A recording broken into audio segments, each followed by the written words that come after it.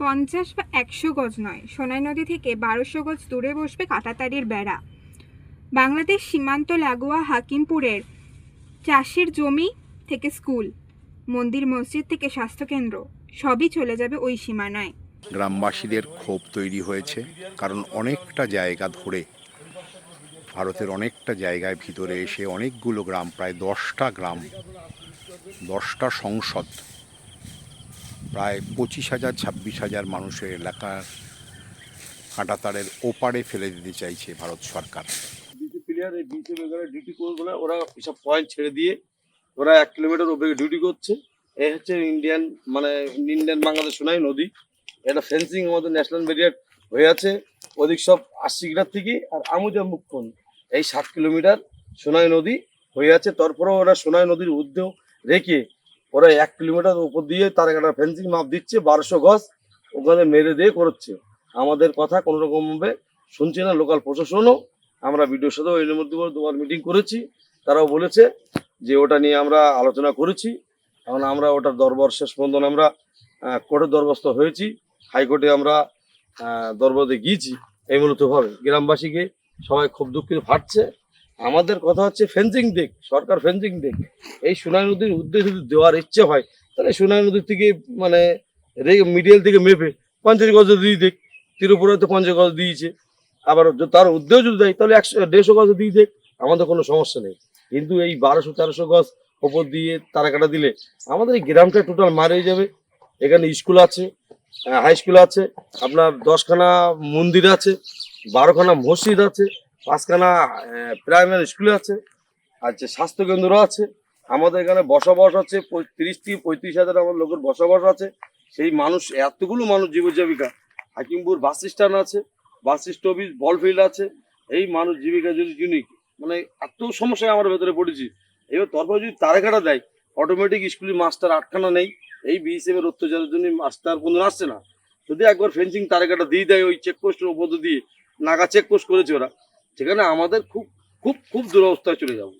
যাতে আমাদের সরকারের কাছে আবেদন থাকলো, সরকার যদি ফেন্সিং দেয় আমাদের কোনো আপত্তি নেই। গ্রামবাসীর তরফ থেকে সোনাই নদীর থাকার সত্ত্বেও যদি দেয় তাহলে সরকার 50 গজ দিক, নাই 150 গজ দিক। তাই বলে 1200 গজ দিয়ে দিলে আমরা একদম মানে টোটালটাই আমরা মাটিতে গ্রাম শেষ হয়ে যাবে। এই আশিগ্রা, তারালি, পদ্মবিলা, দরকাদা, হাকিমপুর, এই আমাদের এই বসত মানুষ এই জমি জায়গা ছেড়ে সরকার এত জায়গা বাংলাদেশ দিয়ে দেবে। আমরা টাকা দিব সব ওই বাংলাদেশের লোক দেখা যাচ্ছে, সব বাংলাদেশ ওই বাংলাদেশ পয়েন্ট ওরা ডিউটি করছে, ওই বাংলাদেশ স্পিরিট বোর্ড ওরা এই নদীটা করতে, আমাদের বিসিমা ডিউটি করতে এখন আর করছে না। যাতে আপনাদের সংবাদের মাধ্যমে চেষ্টা করছি যে আমাদের জন্য সরকার আমাদের দিকে তাকাই, সরকারের জায়গা আমাদের ইন্ডিয়ান জায়গা কেন এই বাংলাদেশকে ছেড়ে দেবো? আমরা যারা তারেকাটা একবার হয়ে যায় তারপরে আর বিসিবি তারেকাটার ভেতরে আর ঢোকে না। আমাদের এই জমি জগন সব বাংলাদেশের লোক এমনি এখন থাকতে গরু চুরি হচ্ছে, এ হচ্ছে তা হচ্ছে, এই ডিউটি করছে না বলি, বিসিবি নেই বলি ওরা উঠে আসে, এসে গরু ফরু খুলি নিয়ে চলে যাচ্ছে। আমাদের এই ডিউটি তলায় ডিউটি করে তাহলে চুরি চামারি হয় না, আমাদের অটোমেটিক ন্যাশনাল ব্যারিয়ার অটোমেটিক হয়ে যাচ্ছে। আপনারা তো সংবাদ দেখা বুঝবেন, ম্যাপে সার্চ করবেন পেয়ে যাবেন হাকিমপুর সোনাই নদী 7 কিলোমিটার আপনার ইতিহাসে দাঁড়িয়ে আছে। সেই জায়গাটা থেকে আপনাদের মাধ্যমে দিয়ে বলছি সরকার যেন আমাদের দিকে তাকায়, আমাদের ব্যবস্থা করে, যেন এই সোনাই নদী দেখে যেন বিচার চাওয়া করে। আমাদেরকে সরকারের কাছে আবেদন থাকলো, আমরা তারেকাটার পক্ষে আছি, তারেপাটাকে বিক্ষোভ পক্ষে না। সরকার যদি তারেপাটা দেয়, তারেকাটা দিক, আমাদের কোনো আপত্তি নেই। কিন্তু নদীর মাঝখান থেকে মেপে 150 গজ দিক, নাই 50 গজ দিক, আমাদের কোনো আপত্তি নেই, আমাদের তরফে কোনো আপত্তি নেই। এবার সরকারের কাছে আবেদন থাকলো যে সরকার এটা বিবেচনা করুক, দেখুক। হাইর অথরিটিকে আমরা আপনাদের মাধ্যমে জানাতে চাচ্ছি। গ্রামবাসীরা বলছেন 150 গজ দূরে দাও কাঁটাতার, 1200 গজ কেন? জমাট বাঁধছে প্রতিবাদ। সেখানে সামিল হচ্ছেন সব ধর্মের মানুষ। আমাদের এখান থেকে 1 কোদাল মাটি কাটলে বিডিআরের ওখান থেকে চেম্বারে গুলি তুলি উঠতে বলে, আমরা কাটতে পারি না। বাংলাদেশ থেকে মাটির পর মাটি নিয়ে যায়, কিছুই কোনো অবজেকশন করার কেউ নেই। আমার সেদিনকে 1 বালতি কাদা নেওয়ার জন্য এখানে এসে চুলু করবো, ওখান থেকে বিড়ার হাঁকার দিচ্ছে, ওখান থেকে মাটি নেওয়া যায় না, সামান্য কাদা বালতিত করে নিচ্ছি, নেওয়া যাবে না। এই যে আমাদের তারে কাটা যাচ্ছে মাঠ দিয়ে, এই যে আমরা হাঁস মুরগি, এই আমরা বাড়ি গৃহবধূ হাউস আমরা যে এসবগুলো এসবগুলো আমরা নিয়ে খাই। এসবগুলো পুষতে গেলে বাংলাদেশের লোক নিয়ে চুরি করে নিয়ে চলে যাবে, ছাগল নিয়ে চুরি করে নিয়ে যাবে, হাঁসগুলো নিয়ে চুরি করে চলে যাবে। এই তো সেদিন কটা দুটো গরু নিয়ে চলে গেছে। এখন যদি মাঠ দিকে তারে কাটা দেয়, আমরা তো এই বাংলাদেশের ভেতর পড়ে যাচ্ছি, তাহলে আমাদের সঙ্গে কি হয়? আমাদের কোনো আমরা কিভাবে নিরাপত্তাই থাকবো এর নাই। ভেতরে? আমরা অ্যাকচুয়ালি এই নদীর মধ্যেই তো বিএসএফ এর সিকিউরিটি থাকার কথা। হ্যাঁ, ছিল এখানে ছিল, আছে, এখন আপনার এখানে বিএসএফ এর আছে পোস্ট সেটা ছিল, এখানে পোস্ট করা আছে। অভি ক্যাম্প অভি করা আছে, সেই অভিটি থাকে না।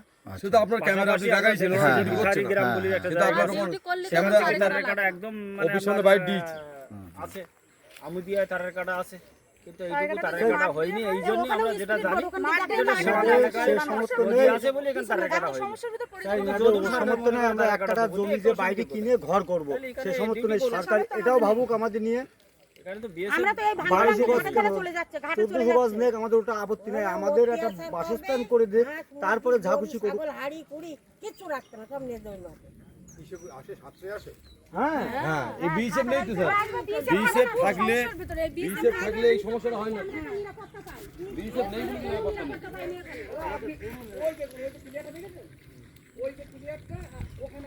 প্লেয়ারটা এখানে তো প্লেয়ার দেখাইছি। এই ভিডিওটিকে লাইক করুন, আপনার গুরুত্বপূর্ণ মতামত কমেন্টের মাধ্যমে আমাদের জানান এবং আমাদের চ্যানেলের ভিডিও সবার আগে দেখার জন্য ইউটিউবে গণশক্তিকে সাবস্ক্রাইব করুন, ফেসবুকে ফলো করুন এবং শেয়ার করুন আপনার পরিচিতদের মধ্যে। আমাদের চ্যানেলে আপলোড হওয়া ভিডিও নোটিফিকেশন পেতে বেল আইকনটি ক্লিক করতে ভুলবেন না।